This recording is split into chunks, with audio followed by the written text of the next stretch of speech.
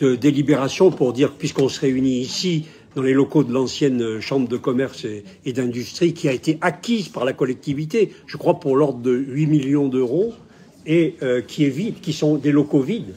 Et je m'associe à vous, d'ailleurs, pour remercier les services de nous permettre de nous y installer. On s'y trouve d'ailleurs pas trop mal. Mais dans le cadre de la gestion du patrimoine des collectivités, acquérir des locaux de ce type pour les laisser vides démontre quand même, du point de vue global, une gestion qui pose des questions. Quelle entreprise achèterait des locaux de ce type pour ensuite réfléchir de savoir ce qu'elle va en faire? C'est quand même, il faut être quand même dans une collectivité de ce type pour le faire. Moi, je vous alerte parce que vous connaissez notre opinion. Je pense que aujourd'hui, il est encore temps d'arrêter ce siège. Il est encore temps de stopper cette dépense. Je pense que même si cela a un coût, ce serait moins cher que de poursuivre.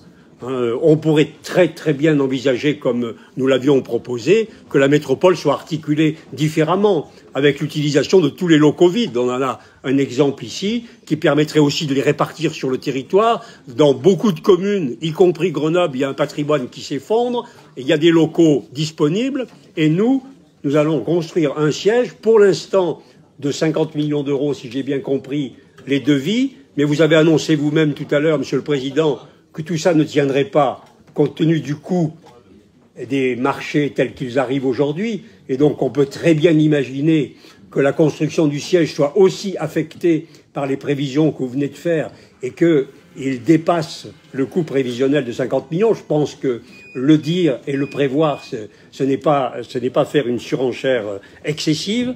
Et donc je pense qu'il serait temps de réfléchir à nouveau au fait que cette dépense-là est inconsidérée. On a quand même l'exemple, après le Covid, de la demande des salariés. Toutes les entreprises de services indiquent qu'aujourd'hui, elles ne peuvent pas recruter d'employés sans des temps de télétravail énormes dans la semaine. Les employés réclament du télétravail. Il y a des possibilités de coworking quartier par quartier, répartis dans la métropole, qui permettraient de revaloriser notre territoire et de nous réorganiser différemment. Ce projet est un projet dépassé. C'est un projet qui ne correspond pas à l'avenir de notre métropole. Il faut que vous y réfléchissiez, que nous y réfléchissions. Quand on pense aux besoins d'investissement, le débat l'a prouvé tout à l'heure, que réclament les communes, ce que l'on voudrait faire pour les ZFE, pour aider celles et ceux qui devront changer de véhicule, alors qu'on ne peut pas, et on investit considérablement dans un siège qui sera, selon la Chambre des comptes, insuffisant pour les employés que la métropole comptera au moment où il ouvrira. Donc je pense qu'il est encore temps. Imaginez que cette répartition des services différentes, les effets que ça pourrait produire, la proximité par exemple des salariés de leur lieu de travail qu'on pourrait organiser, les espaces de coworking, je l'ai dit, qui permettraient de se retrouver quand c'est nécessaire.